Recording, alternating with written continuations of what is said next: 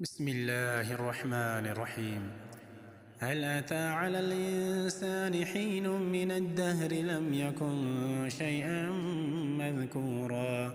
إنا خلقنا الإنسان من نطفة أمشاج نبتليه فجعلناه سميعا بصيرا.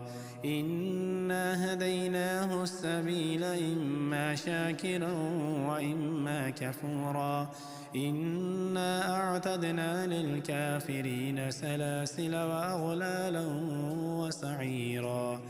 إن الأبرار يشربون من كأس كان مزاجها كافورا عينا يشرب بها عباد الله يفجرونها تفجيرا. يوفون بالنذر ويخافون يوما كان شره مستطيرا. ويطعمون الطعام على حبه مسكينا ويتيما وأسيرا. إنما نطعمكم لوجه الله لا نريد منكم جزاء ولا شكورا. إنا نخاف من ربنا يوما عبوسا قمطريرا. فوقاهم الله شر ذلك اليوم ولقاهم نظرة وسرورا وجزاهم بما صبروا جنة وحريرا. متكئين فيها على الأرائك لا يرون فيها شمسا ولا زمهريرا.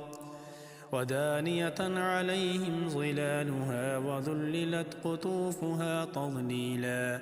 ويطاف عليهم بآنية من فضة وأكواب كانت قوارير من كأس كان مزاجها زنجبيلا. عينا فيها تسمى سلسبيلا. ويطوف عليهم ولدان مخلدون إذا رأيتهم حسبتهم لؤلؤا منثورا.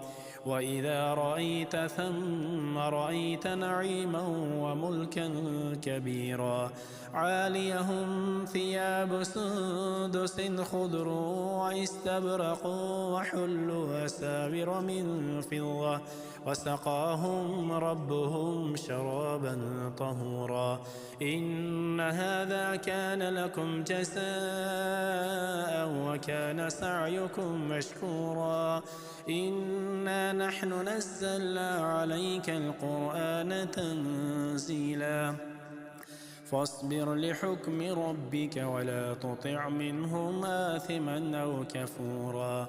واذكر اسم ربك بكرة وأصيلا. ومن الليل فاسجد له وسبحه ليلا طويلا. إن هؤلاء يحبون العاجلة ويذرون وراءهم يوما ثقيلا.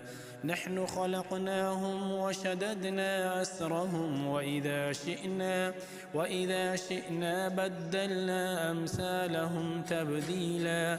إن هذه تذكرة فمن شاء اتخذ إلى ربه سبيلا. وما تشاءون إلا أن يشاء الله. إن الله كان عليما حكيما. يدخل من يشاء في رحمته والظالمين أعد لهم عذابا أليما.